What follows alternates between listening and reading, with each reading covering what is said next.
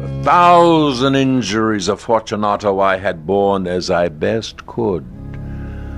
But when he ventured upon insult, I vowed revenge.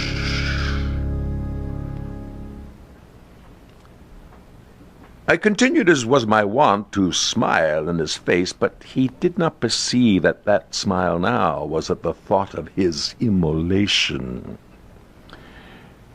He had a weak point, this Fortunato. He prided himself on his connoisseurship in wine. In this respect I did not differ from him materially. I was skillful in the Italian vintages myself, and bought largely whenever I could. It was about dusk one evening during the supreme madness of the carnival season that I encountered my friend. He accosted me with excessive warmth, for he had been drinking much.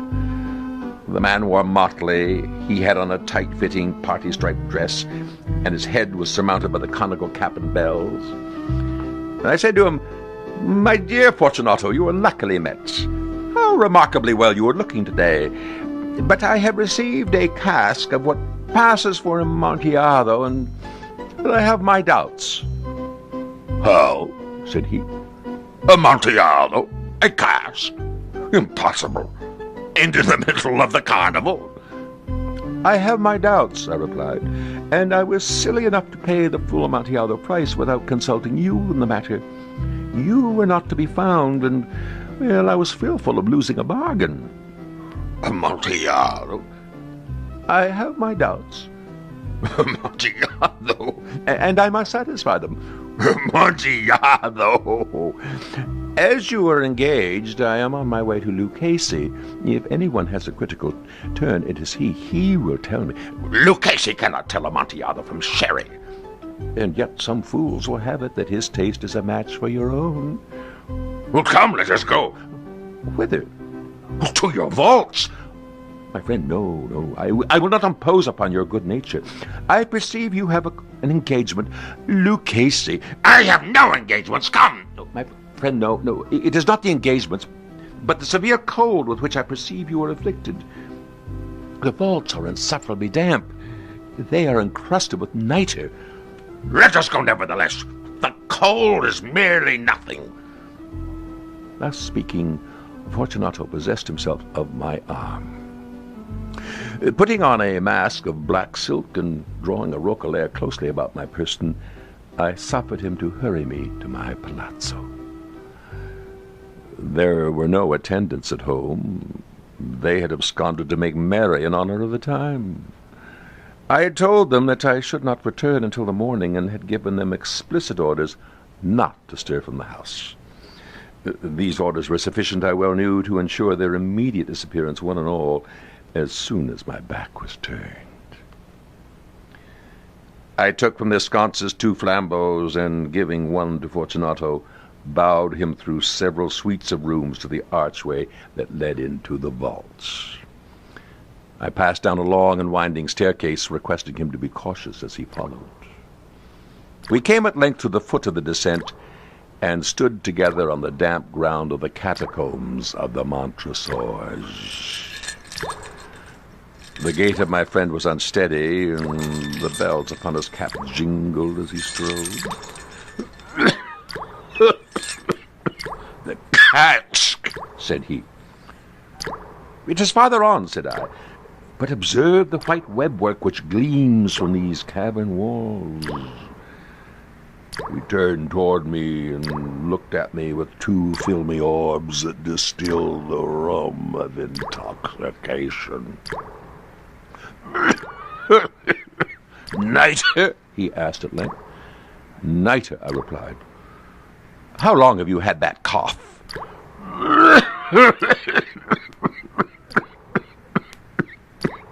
My poor friend found it impossible to reply for many minutes.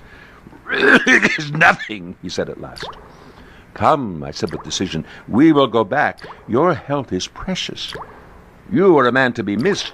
For me it is no matter. We will go back. You will be ill, and I cannot be responsible. Besides, there is Lucchese." "Enough," he said. "The cough is a mere nothing. It will not kill me. I shall not die of a cough." True, true, I replied. And indeed, I had no intention of alarming you unnecessarily, but you should use all proper caution. A draught of this Madoc will defend us from the damps. And here I knocked off the neck of a bottle, which I drew from a long row of its fellows that lay upon the mould. "Drink," I said, presenting him the wine. He raised it to his lips with a leer. He paused and nodded to me familiarly, while his bells jingled. "I drink," he said, "to the buried that repose around us." "And I to your long life." He again took my arm, and we proceeded. The wine sparkled in his eye, and the bells jingled. My own fancy grew warm with the Madoc. We passed through a range of low arches, descended, passed on, and descending again, arrived at a deep crypt in which the foulness of the air caused our flambeaux to glow rather than flame. Its walls had been lined with human remains piled to the vault overhead in the fashion of the great catacombs of Paris. 3 sides of this interior crypt were still ornamented in this manner. From the fourth, the bones had been thrown down and lay promiscuously upon the earth, forming at one point a mound of some size. Within the wall, thus exposed by the displacing of the bones, we perceived a still interior recess, in depth about 4 feet, in width 3, in height 6 or 7. "Proceed," I said. "Herein is the Amontillado." "As for Lucchese—" "He is an ignoramus," interrupted my friend as he stepped unsteadily forward, while I followed immediately at his heels. A moment more, and I had fettered him to the granite. In its surface were 2 iron staples distant from each other about 2 feet horizontally. From one of these I had hung a short chain, from the other I had hung a padlock. Throwing the links about his waist, it was but the work of a few seconds to secure it. He was too much astounded to resist. Withdrawing the key, I stepped back from the recess. "Pass your hand," I said, "over the wall. You cannot help feeling the nitre. Indeed, it is very damp. Once more, let me implore you to return." "No? Then I must positively leave you. But first I must render you all the little attentions in my power." "The Amontillado!" ejaculated my friend, not yet recovered from his astonishment. "True," I replied, "the Amontillado." As I said these words, I busied myself among the pile of bones of which I had before spoken. Throwing them aside, I soon uncovered a quantity of building stone and mortar. With these materials, and with the aid of a trowel, I began vigorously to wall up the entrance of the niche. I had scarcely laid the first tier of the masonry when I discovered that the intoxication of Fortunato had in great measure worn off. The earliest indication I had of this was a low, moaning cry from the depth of the recess. It was not the cry of a drunken man. There was then a long and obstinate silence. I laid the second tier, and the third, and the fourth, and then I heard the furious vibrations of the chain. The noise lasted for several minutes, during which, that I might hearken to it with the more satisfaction, I ceased my labors and sat down upon the bones. When the clanking subsided, I resumed the trowel and finished without interruption the 5th, the 6th, and the 7th tier. The wall was now nearly upon a level with my breast. I again paused, and holding the flambeau over the masonwork, threw a few feeble rays upon the figure within. A succession of loud and shrill screams bursting suddenly from the throat of the chained form seemed to thrust me violently back. For a brief moment I hesitated, I trembled. More screams, louder, but the thought of an instant reassured me. I placed my hand upon the solid fabric of the catacombs and felt satisfied. I reapproached the wall. I replied to the yells of him who clamored. I re-echoed. I aided. I surpassed them in volume and in strength. I did this, and the clamorer grew still. It was now midnight, and my task was drawing to a close. I had completed the 8th, the 9th, and the 10th tier. I had finished a portion of the last and the 11th. There remained but a single stone to be fitted and plastered in. I struggled with its weight. I placed it partially in its destined position.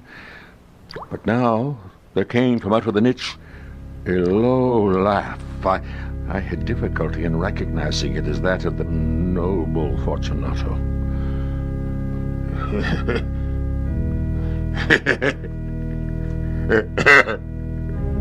A very good joke indeed. An excellent jest. We will have many a rich laugh about it at the palazzo.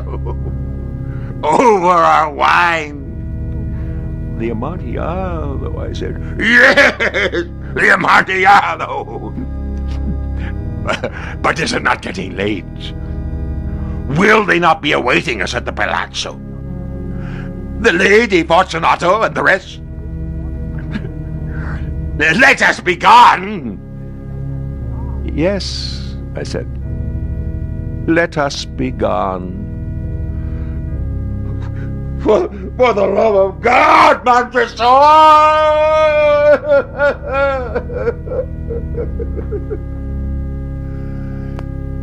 Yes, I said, for the love of God.